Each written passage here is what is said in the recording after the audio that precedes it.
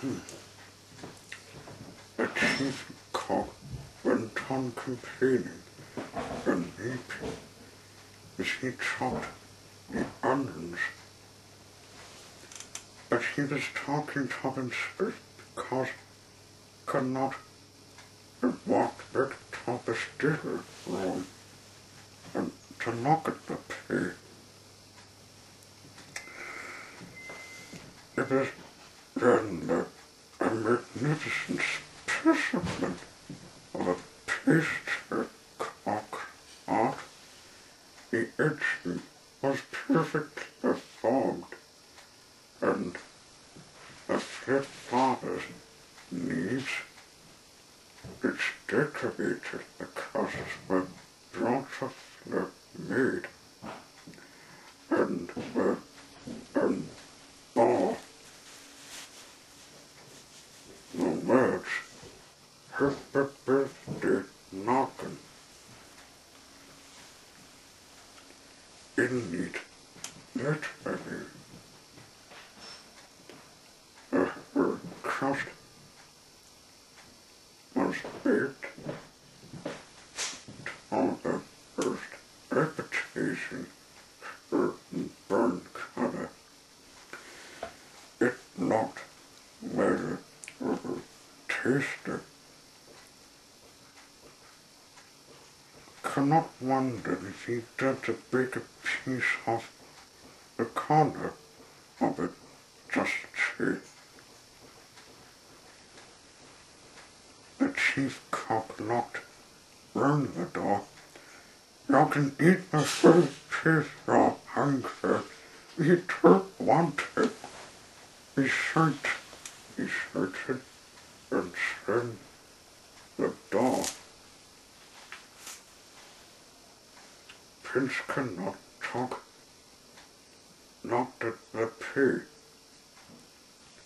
He was thinking of some other great flavors, seeing them and making him feel even more hungry. But certainly he can't eat some pig that large. He wouldn't eat some large one because I remember the time he had Tom Burden desserts. It made me so fat. It was in there, it was strange cheap. I wonder what's inside it. He said for himself, it could be a puppy, or even an elephant pig. He took hold of one corner of the pig crust and lifted it. The pastry was lit and lifted easily. The inside of the pig was dark and did not smell sweet or savory. It smelled odd, and it was strange it didn't have some tasty flavor. Not rather than they couldn't afford that he could think of. Suddenly, Connaught did not feel hungry anymore. At least he didn't want to eat any of a particular pig.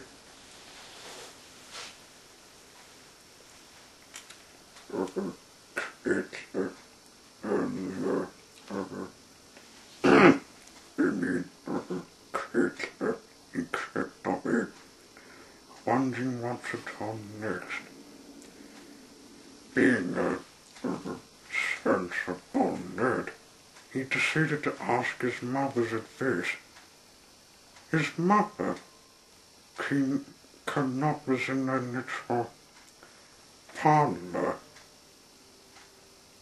in the East Harbour. She was pleased to see. Come in, she said. Herb some bread and hunger. He's been trained to feed bacon earlier, with bread and hunger all their afternoon. But she didn't seem to need it, doesn't seem to need it. The hunger makes a big sticker. The mother in mother Simpsons cannot. There's a turn there, all the bunted should knock up. What is happening now? Down in the still room, there is an enormous pig with her birthday written on noggin, written on it.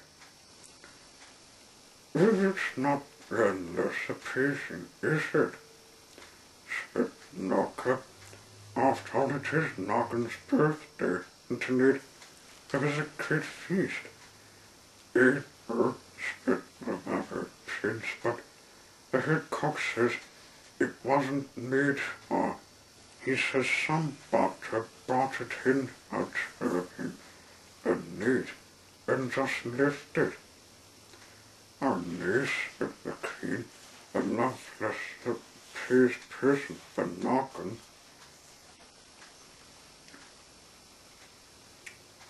Elizabeth sneers, but he told even her what is inserted, he cannot. Perhaps that is a supposed talk, said Knocker, and perhaps you're being talked obvious about things that don't concern you. Well, the niece started over what is in Noggin's pig. But Herbert, it is opened at the feast, till the Noggin saw something awful. It fits me nerve a burn of clean water, sir. It certain was a little bit.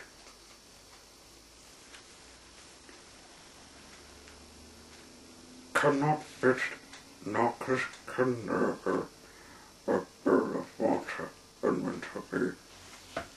He was still over rather about the pig. He wouldn't have father on at all.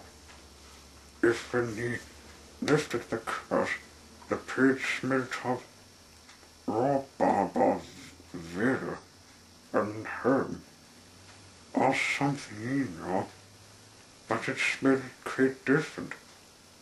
Not make fault at all, and cannot say that he should turn knocking. Burnt it and let him decide what to talk. He searched for the castle, but he could not find him anywhere. He found her at last, a cotton inventor, raising the wrong beams of a great hall, earth built him. He thought Noggin was in the counting house. What on earth is it talking there? Asked Connaught, counting out the man of pounds and pence, said Earth. But he's got it counting atomic sums, said Connaught. Yes, Earth, said Earth, but once more he has to count the man in the royal Cheshire. All being said, it is the law.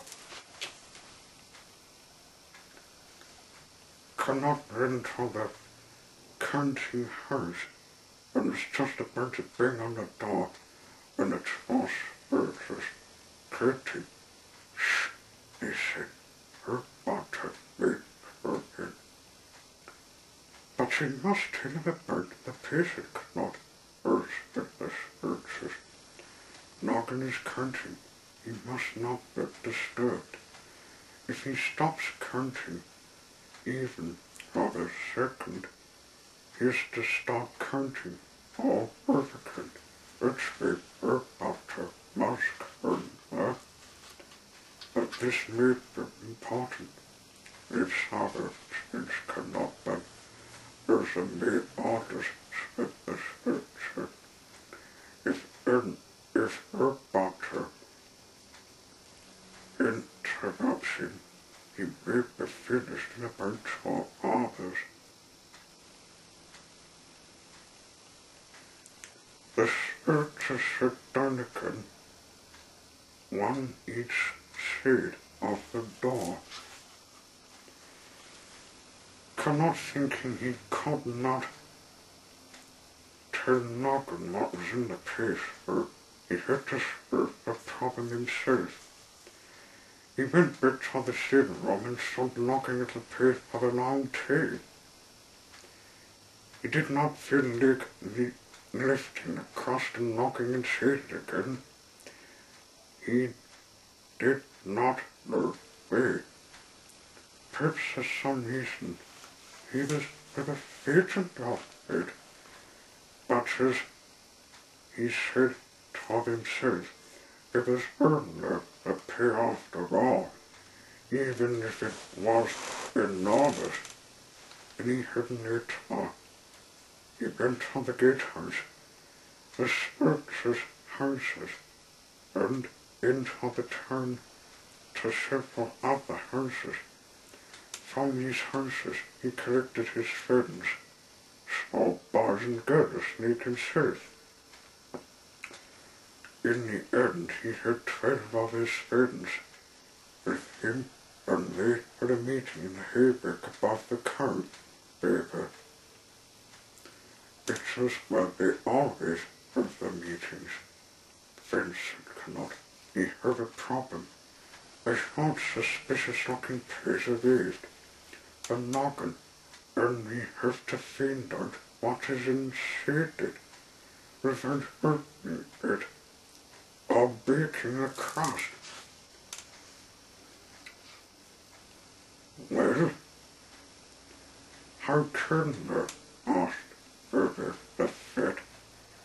The chief cook's son, my father would chase us out of the kitchens if his match is knocked round the door.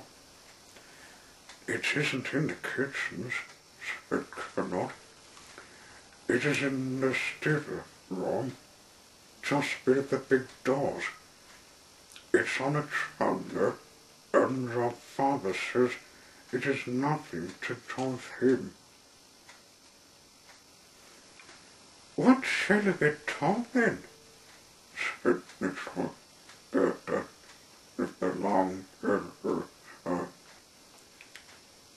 I've got a net, we'll tell a place it cannot. A play? How far? Asked several of the children. Well, for us, and for the parents, explained Cannot. Come on, we must collect some things, but first we must find the exact place for us to draw the play. The big doors of the stable room opened onto a slightly sloping courtyard, and at the bottom of the steepest slope, round the courtyard, there was a made pond with water lilies. A knocker had once tried to keep fish. Cannot knock round carefully and marked a cross on the cobbles of the courtyard in the front of the stable room doors with chalk. Therefore, he said, now fetch the things. He fetched a table and chairs, some leaves and plates and tankards. if it's a musical instrument and the big gong from the great hall, then either better to tell the play. First get the in up to Eric of a standing baby pig. She said in a loud voice, "Knock, Eric! You've forgotten to take that lovely pig into the hall, and the feast has already started. Come on, you must take it into the hall ourselves. Expect you can buy it." Then Eric and Gerda poured the pig on its trundle of the stable room, and trundled it round the courtyard with the people talking with, connecting the other boys, and Gerda set up the tables and chairs just inside the stable room door. As Gerda and Eric pulled the trundle back towards the stable room, the boys and Gerda started coughing and hitting a little and cutler to make a noise like a lot of people gathered together for a feast. He stopped the trundle on the spot, connected marked. "Knock, noggin," shouted Herbert. "Look at this magnificent pig. That Herbert butter is sensual. It says Herbert birthday noggin on it."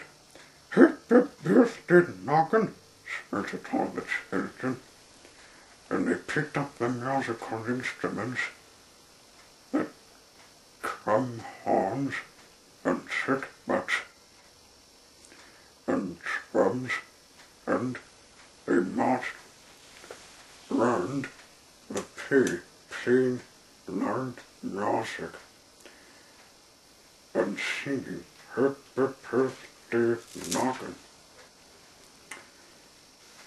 They made this jumping and festive noise for several minutes, and then Cannot beat the gong from the great hall.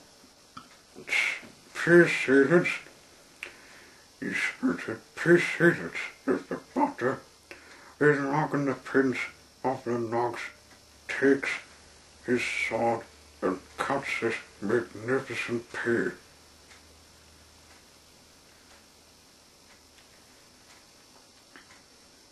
The children shuffled silently like a big crowd. It was the serpent Nogbert had been waiting for, knocking the sword unsheathed. One bird walking towards the pig. Nogbert had his sword in his hand. He shouted, "No!" and leaped up. His helmet split, the pig crushed, and he threw it aside as far and 20 of his blackbirds flew, carving and squawking, into the pig. "Boss!" shouted Cannot. The children pushed the trundle away, and it across the courtyard. "Noggin," he shouted, "your order has come. A children's auto mortal carpet." "Oh, that is if the butter." Then he heard that his son looked round him.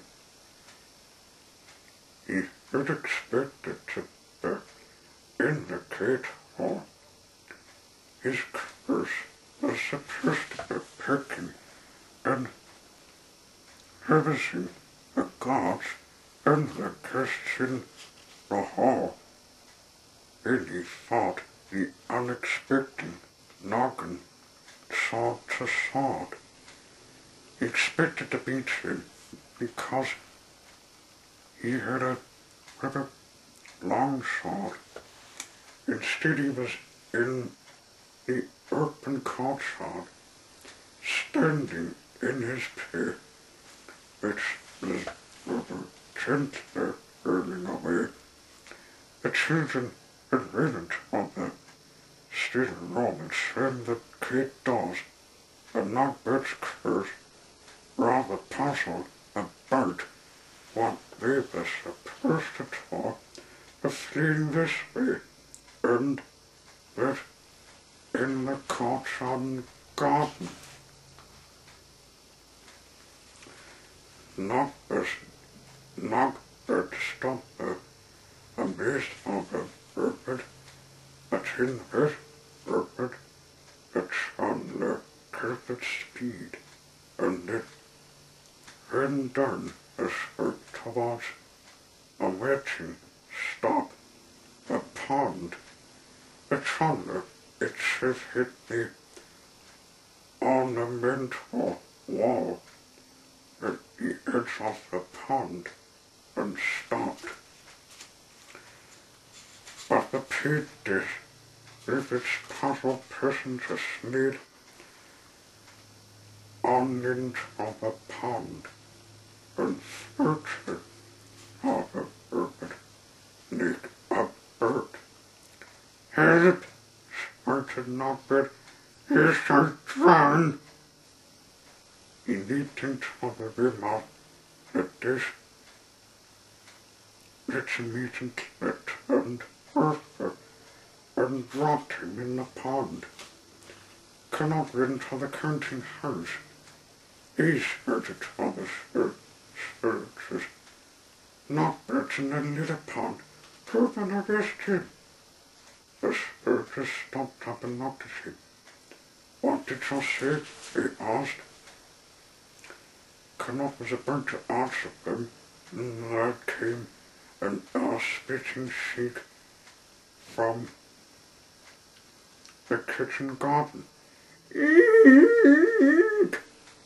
It bits off my nose! It was the voice of the maid who was hanging out the curves. The spirit was ready to help her. She was burping with a long terror. One of Nogbert's curves had just fallen down and picked off an hers. Not harder than hers, of course, but just the pointed end bit. But she was upset. Nog had seen it happen from a window in the tower. Put the nurse back on again, she shouted. Put it back on. But everybody was too busy shouting and running to harbour or taking an purchase of the little piece of earth laying on the grass.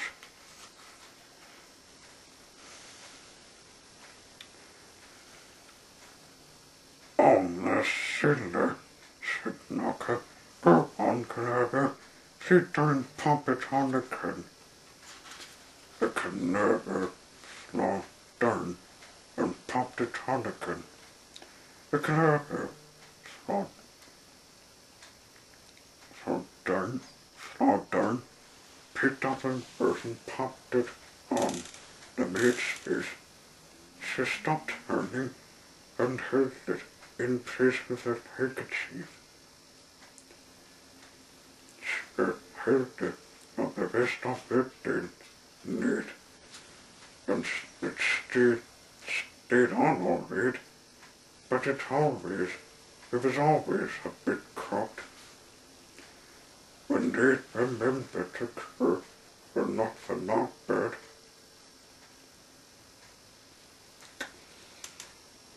they all they found was a matter of footmarks where the pond, which contained the hard with potatoes and some large sunken lumps of pig crust floating among the lilies under cover of the fuss about the maid's bird not that it escaped.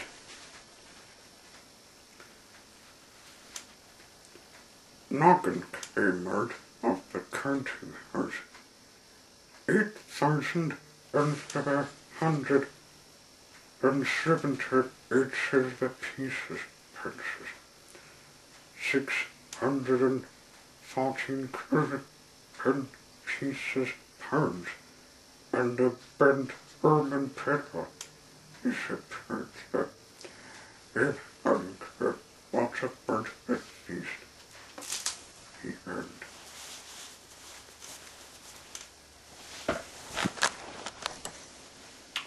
The Song of Noggin and Nog, number 8, The Fathers.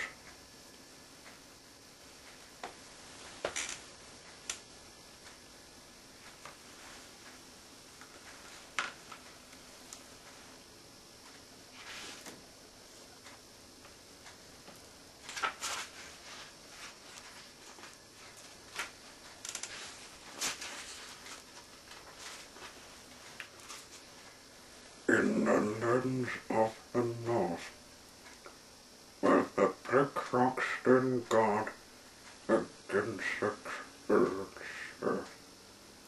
and in the dark night, which is long, the men of the northlands sit with the kid-knocked face, and they tell a tale.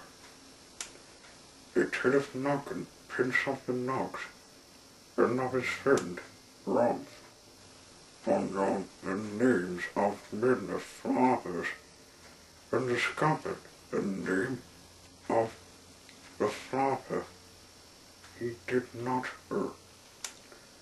Ron was a natural man.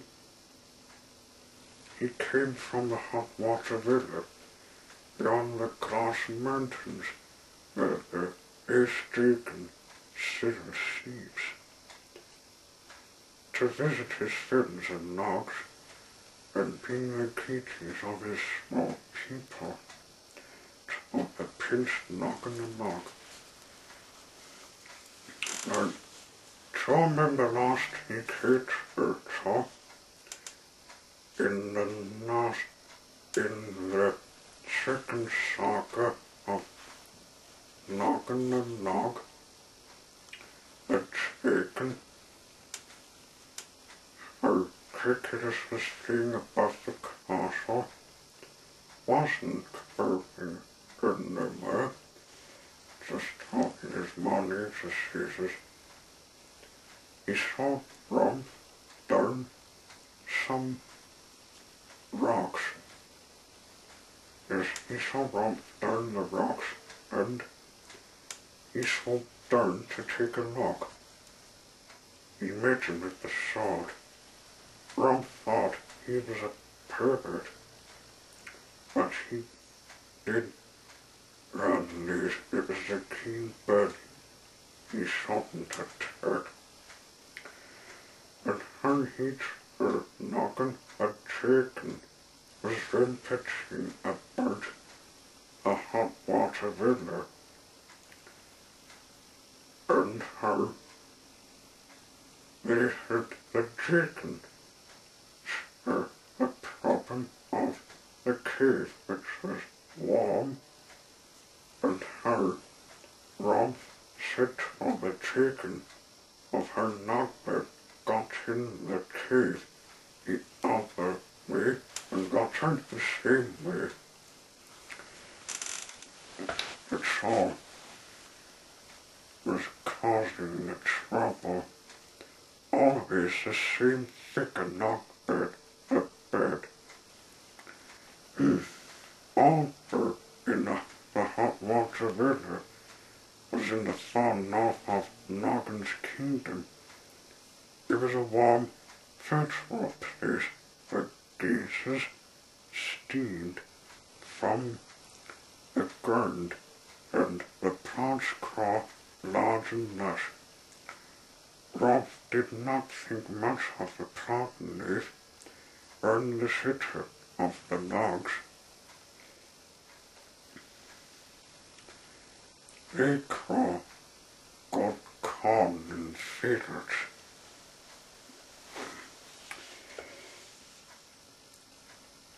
But there were flowers in the hedgerows on the hills in the stunted shrubs and heather.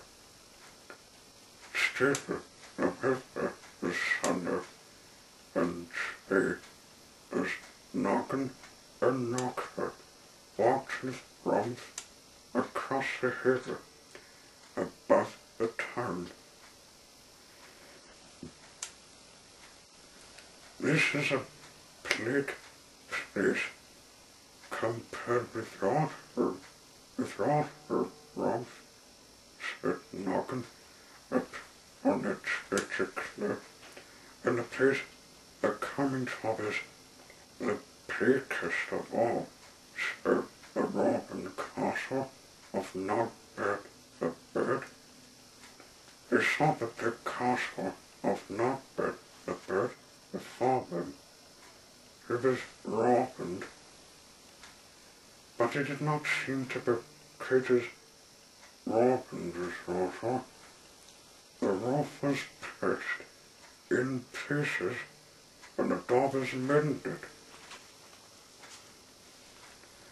Also, the garden once a wilderness of brambles and ferns was neat and trimmed and ablaze with flowers. Said Rob, it's more like a garden. It's a picture. How such handsome blooms can grow in a window spot like this. I wonder what the flowers are. It could seem to recognize any of them. Welcome, welcome, said a thin voice. A Benfica with apron and purple and jagged person. It was not the bird. They robbed her knees to say, "You're after all this tea," said Knockbird. Knocked and knocked, dog come and said, "Me garden." A little sparrow spoke on the fence. Not bad, was not bad was different from his old self. He seemed so gentle and friendly and pleased with his garden, and so he knocking, but treating in a burnt flower, working and gardening. The Rob stood apart and seemed watchful. These flowers, he said, lost in her earth plots, but took recognition of these. Ah, yes, Ingrid shall mention that, said Nogbert Smealing. These are plants which have come from seeds and obtained from an friend. They were strong and harder. They can grow anywhere, even up in this window place. Oh, maybe she had some flowers like that, said Knocker. If been seen to curse some claiming earth against a wall of the castle Sosno, and they always did winter. I said, not that you'll need something better than verses for that sort of place. Now, I wonder what would be best. Not that thought of a serpent and then darted into the punching shed, a punching shed, it there opened a big box and knocked from it. He nodded and took a small box from the shelf and unlocked the padlock that closed it. Inside the box was a handful of fluffy seeds. Not to take them into the little leather bag and gave it to Knocker. Please accept these as a gift from one gardener to another, he said sweetly. They occur when in Pearsall. The Northern Roms took the leaves of this unlost filled the notebed and went through with an little bag of seeds. You'll be planting them, asked Ron on the way through. Of course, we're not, asked Knocker. Eat her, said Ron. Not that said he obtained the seeds from the field. If he said how that the field was. It didn't not bitten in the fins, not knocking. Knocker planted the seeds that evening against the castle wall under the bedroom window, expected them to grow, but not to grow as fast as it did. But the next morning the leaves were tens inches. Were halfway up the castle wall in the afternoon. They flowered and abundance of large pink flowers. In the evening, the flowers wilted and the petals fell. The seed pods split and curled away. As it fell, the seeds blow away on the place. And the plants slithered indeed. It was it Knocker. It was a picture. Each they would last longer than one day.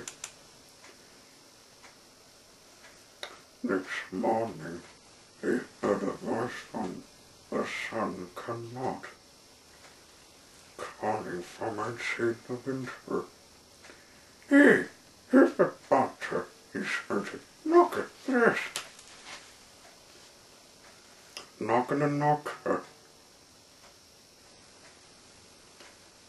knocked out and saw that the seeds had taken root. Not hidden from the current, but from the gutters and cracks in the stone where keen rods, shots, were curving and eating out in the leaves and tendrils flowers, that they were marvelous. All the townspeople changed that the castle courtyard completely surrounded with pink blooms. If the butler was delighted with the seat, except Rob, who was still slightly suspicious of them, and Fred Knoxon, who thought they were the nuisance, the flowers were curving fixed across the archway, and Knoxon raised his sword to cut flowers with. This Richard cannot touch up them, said Knoxon. And Knoxon heard his sword. How Toby get through? He asked calmly. You ask them to make way. It cannot block. Cannot stop before the archway, and said in an loud voice, please be careful. At first it seemed that nothing would happen, but then the branches and tendrils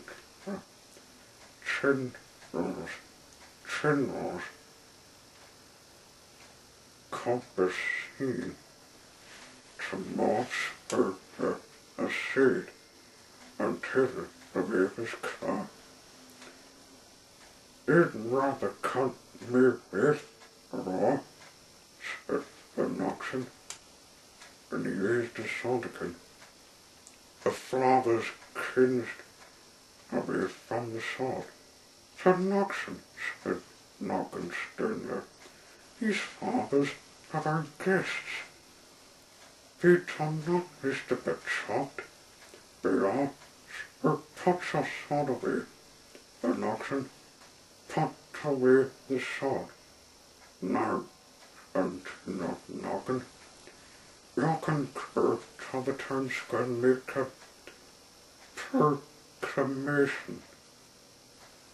This plot is called the Royal Replay. It may not be harmed or cut. This thought us in the kingdom of words to better effect on her. Van Knoxon did this. The people heard him. The flowers joined the wilted, and as they feathered, the seeds blow in the dusk under the castle wall. Rob swung his butterfly net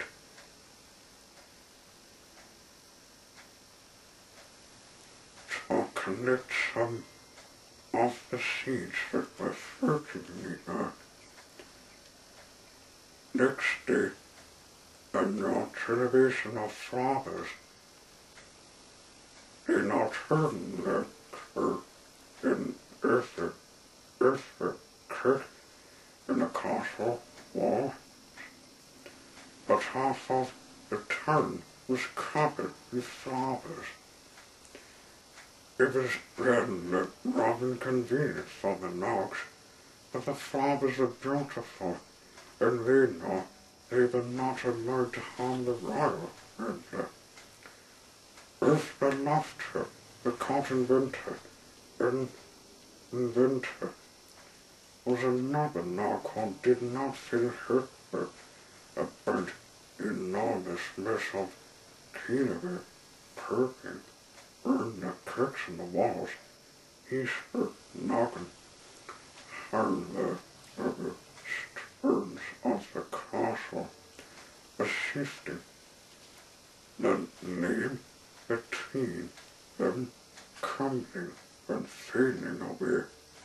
Soon the castle wall one can live in falling top, follows a heap of rubble. No noggin begins either. Rum is a gardener. He heard a bird flowers and plants. Ask him to come upstairs, he said. But Rum was not to be found. He'd taken some seeds from the royal Grimsby and had gone stealthily to Knockbirds Castle. He thought he'd seen the turkeys, the plants, unintentionally talking to the castle, and he heard the city train feeder some more birthday from Knockbirds speakbook. He did not walk up to the door of the castle to speak to Knockbird. He sat her to the wall, and keeping her among the strange flowers, crept to the punching shed. The door was open. The big book was there. Rum opened it. The book he opened was a catalogue of plants belonging to the big sorcerer. Rum shuddered and turned the pages softly until he came to the picture of the flowers with Irvin Noggin's castle. He read the text.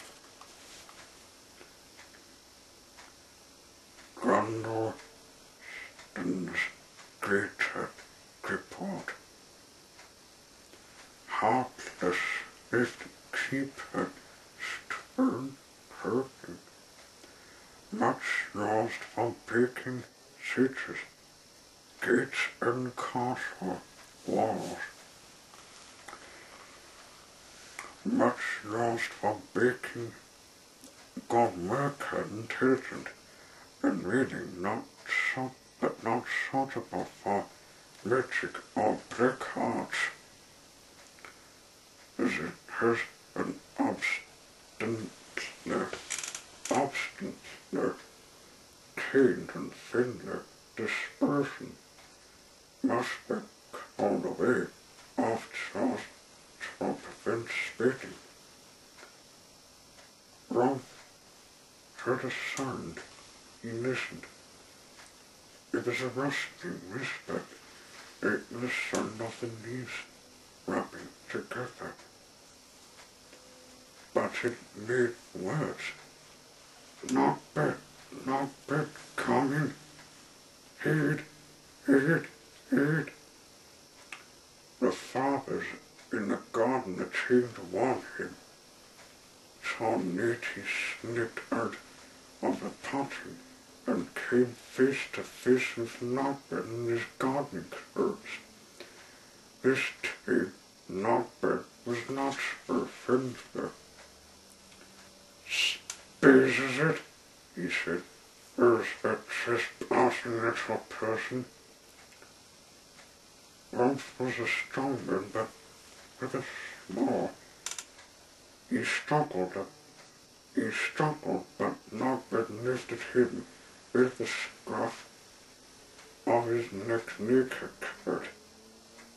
He carried him into the castle, pitched him into the dungeon and locked the door. Also later, he muttered and went away. Rolf picked himself up and looked around. The dungeon was small and damp. The ordinary came from a tailor barber winter. He on the wall, Rolf stood on the store. It says the ordinary furniture. about. He saw the strange fathers.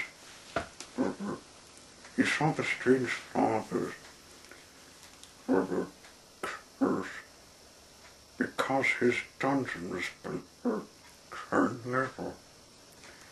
I think you're all warning me. You think you're all warning me, he said to the fathers.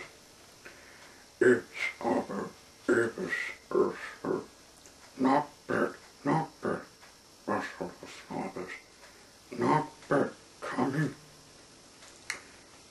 Ralph heard the terror in their voices as Norbert came into from the garden.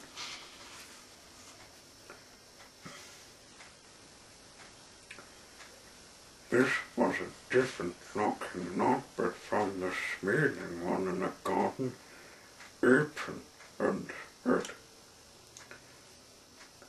This was the little Norbert's curling, sparsen cloak and helmet, and wearing his long sword. Norbert saw Ralph knocking out of the dungeon. He came earth and spoke of him. Well, indeed, here's a friend. I'll tell you the news. Make first tell me that Noggin is already at the top of seat. A visit from his old uncle, Nogbert. His castle, the castle is beginning to crumble and crack, and the turn is wound up in the grip of Grundlestein's gripwort. It will be the way to save the turn. And the words to call away the plots and stop them spitting. It will save those words and save the castle and the people of the town. Father, please, John, or what? The prince, the little man, Rolf nodded. Yes, the colonel of the Northlands, at last, not but so coming of his faithful habits and the knocking the business of it.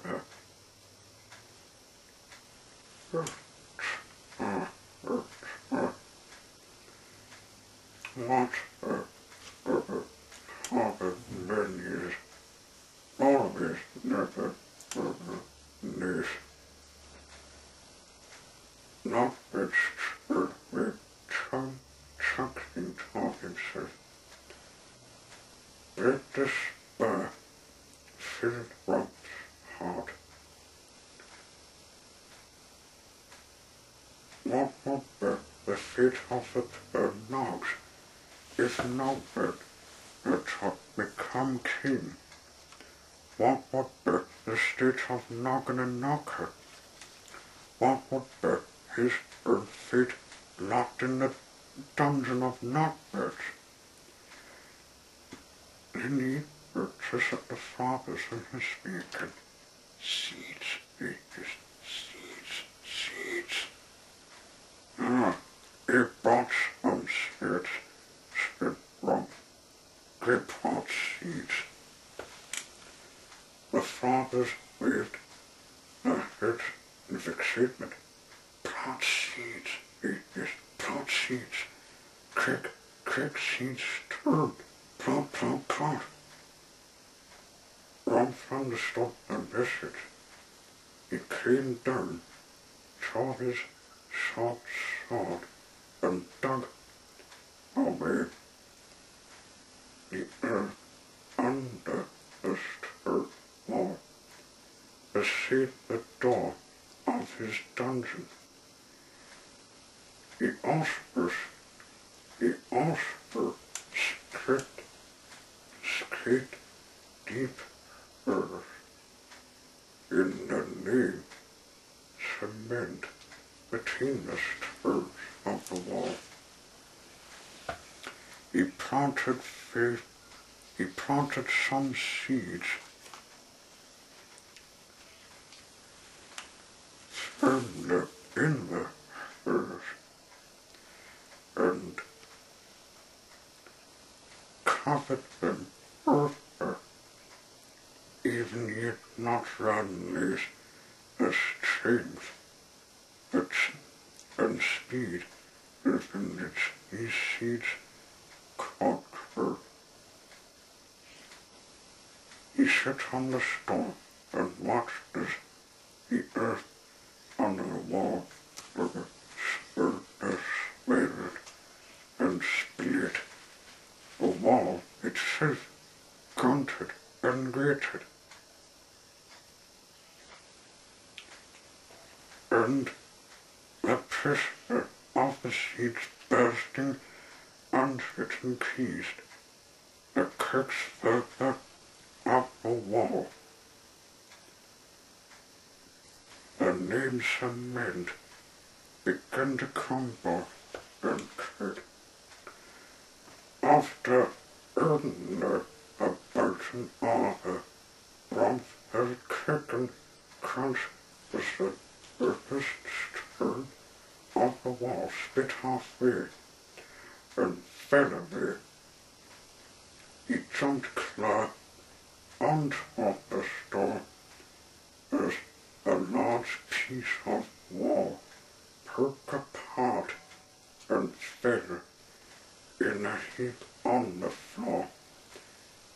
He jumped off the curb and ran for Norbert Castle, spinning seeds again, and said the fathers waved Tom. He think of fathers, they must have been now. He spurted. God knock, whispered the fathers, but Rolf did not help him. Time was precious. If he was to save Noggin and his crown, and he was running down the hill as fast as his little legs would carry him. Far above him, in the sky, bird was leaning on the raging wind. Its keen eyes was searching the ground. It saw Rump and recognized him. Half its wings and dived down. Rump peeped up and it ran off a hot water villa and lost a fishing enemies that would not dare to touch a far curtain knob. Rump had been attacked by hawks and eagles and their tails in his knees, and had learned to turn at once. The sword drawn on the circle that fell towards him from the sky. He turned this time, and his sword flashed the sun. Kicking his finger was the bird, had the sense to open his eyes, wings, and so topping not a rock. Top it, just stop it, bird, said Rod. One of these days I'll speak of an eagle. Father, said Cricketers, it is in a habit, not considerate to feed so. It is of not to waste talking, also the all clever, Rod, said Cricketers. Don't be incos. Cricketers phone turned from or grasped the bird's incos and was lifted as if he were as neat as a feather. kicked his slot down the fiddler, dressing, and as he'd done once before, and it was made the massacre. And kicked his at him gently on the father dead corpse of Noggin's castle, and Noggin and the council of the elders listening in harbour to Nogbert the bird. That is early to see this town and castle. It said magic words, said Nogbert. Give me the crown. That is mean. Be it, and it can destroy the plants. Otherwise, the citrus will be destroyed with the wrong husband and Noggin's heart. Yes, you all give me the curve burn, even beyond the sun. Yes, if you wanted a plate Noggin, I'll explain later, Mr. Ron. And Ron stood forward and spoke to the elders. It come from Nogbert's dungeon. Nogbert's dungeon. It will not think he is telling the truth. These fathers are not magic. Let me speak open. Nogbert snarled at Roth, but did not dare take him in front of the elders. Nogbert spoke. Kitty lifted Ron, tore the head back,